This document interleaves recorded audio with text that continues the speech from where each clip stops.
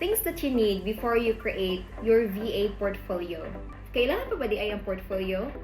Well, my answer is if you want to increase your chances of getting hired, then portfolio is a really helpful tool because this shows to your clients what you can do, what are your skills, what is your style of work. It also gives them an idea of your personality and your character, which increases your chances of getting shortlisted or like you make them interested about you. This also convinces them that you are someone that can bring in value based from what they can see in your portfolio.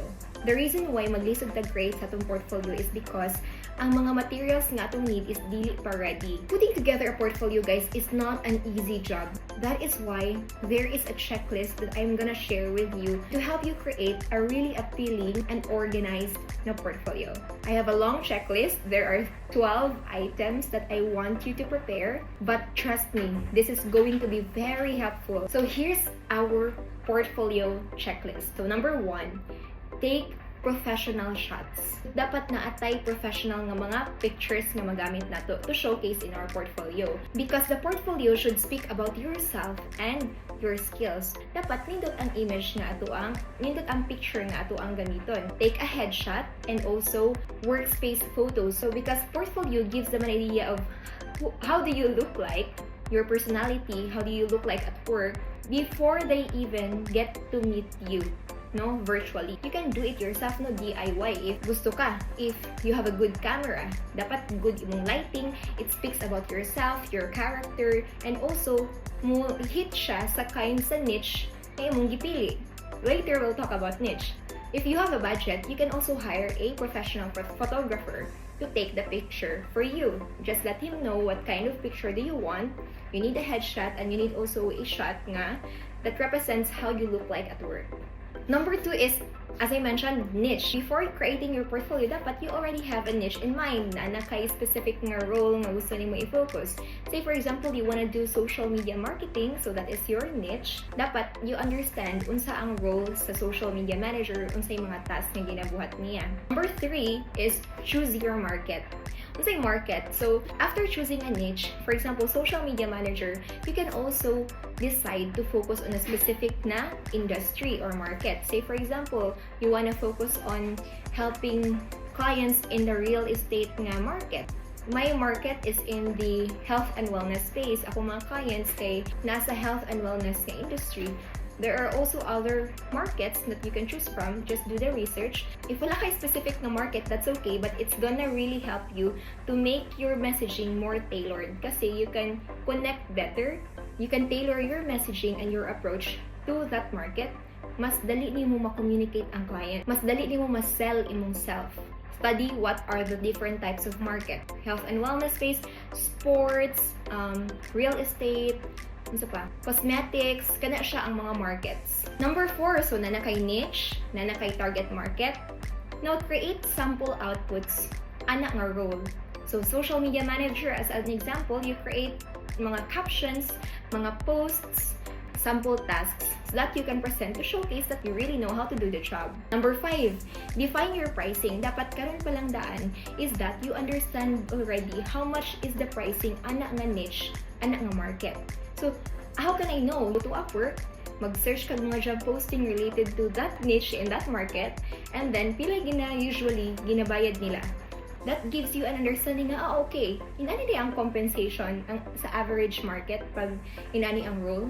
So, not just in Upwork, adto kag Google, adto kag LinkedIn, you can also try to ask other nga mga VAs, no? Pila di ay ang kanang average na rate pag inani ang role. Do the research. So, dili ka ma-abuse in terms of compensation because you understand how much someone in that niche is being compensated.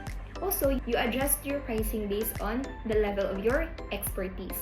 Number 6, build your basic branding kit. So, what comprises your branding kit? Una, color palette. Diba ang mga colors is na siya representation? Kung royal blue, kung yellow, kung red, diba naman yung mga nga representation. So, check unsa ang best na color na mag-represent sa imuha. Because that color is what you're going to use to be consistent in your presentation sa imuhang portfolio, across your portfolio. Next part of your branding kit is your vision statement. What is vision statement? It's just a simple sentence that tells what you want to achieve and why you do what you do. So examples of simple nga vision statement is to help small business owners in the health and wellness market to grow their online presence. Ana. So think about a vision statement that tells what you want to achieve and why you're doing what you do. Next is professional values, still under the branding kit. You have to identify unsa day nga mga values ang mag-define sa imong work, no, sa imong work ethics. Examples of professional values: integrity, honesty, accountability, unsa pa man, consistency, creativity, initiative. Kana think about those kind of adjectives that will define you sa imong professional values, and make sure na you also live with it. And then next is tagline. So create also a tagline aside from the vision statement kaniha. It's a simple nga sentence or like a catchy phrase. So this one describes what you do and what makes you different. For example, my previous student before, isa siya ka admin assistant ang iyang niche. So ang iyang tagline is taking the stress out of admin work for you. So mo na siya iyang catchy nga phrase. So you can create a phrase, a catchy phrase that describes who you are and what makes you different. And then next, again, still part of your branding kit is your about story or your bio. You have to reflect on this kasi you have to present this really well. You are going to describe yourself, give them an introduction about you, tell them your journey, why you started, what makes you different, your purpose. Take note, ayaw i-overdo ni siya. Ayaw ni siya i-over nga kanang very personal life na gid kayo. This is still in a professional way nga pagka-deliver. So, your about story. And then, lastly, na part sa imong branding kit, dapat ganinan ako ni siya giingon, but your font style. So aside from your color palette, you have to also select a font style because you have to be consistent in the font style that you are going to use across your portfolio and also across the materials that you are going to produce. So we are done with the branding kit. Number 7 is create your professional email. So if you are still someone who's using your very old email nga napay mga numbers ug napay mga kanang random characters, dili na nimo gamiton sa imong work. Your email also reflects who you are. So if dili na siya professional email, so dili ka professional, no? Dapat kay ang email can be as simple as your first name at gmail.com if dili pa siya taken. So if pwede pud first name and last name, so Jelly Herrera at gmail.com, or you can say your first name and then virtualsolutions at gmail.com. So Gmail sa attack kasi if you're going to create an email using your own domain, you have to pay, it costs you money. So Gmail sa manjud basta magsugod ba. So pwede like Aidan Herrera at gmail.com, Aidan virtualsolutions at gmail.com. So make it professional.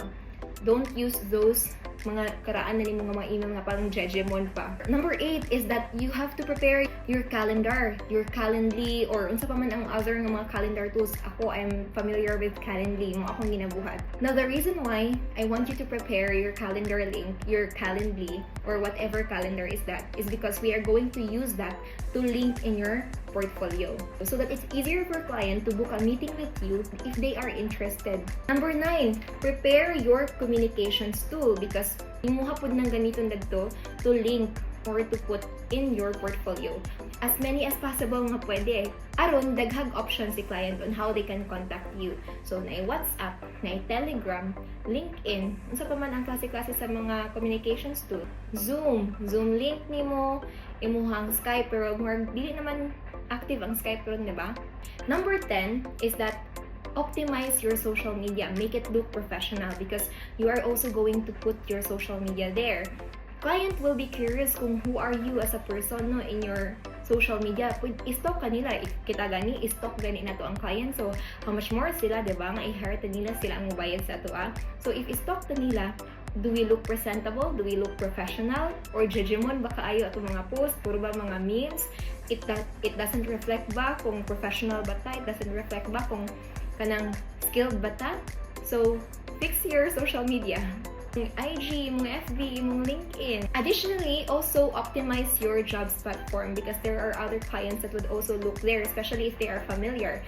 For example, online jobs at PH, imong Upwork, Fiverr, pero ako I don't have Fiverr. So actually, pwede ra jud Upwork and online jobs at PH.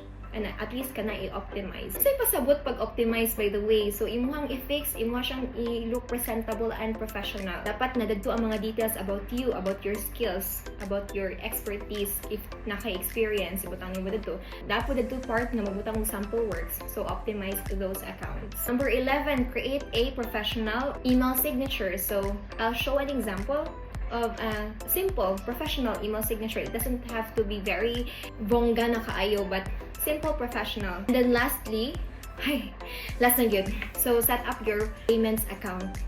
PayPal, use your professional email in that. Wise account, GCash, because there are other clients that they can pay through GCash. Payoneer, and Mora. Mora ako ang so far familiar.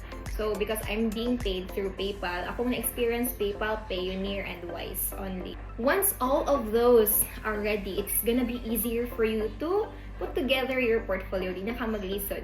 Ang imuha na lang hunahunahon, unsaon pag put together. At least na kay materials. And in the next video, in my next content, I'm going to share with you step by step and give you example on how to create an appealing and organized, attractive na professional VA portfolio. So I'll see you in my next video.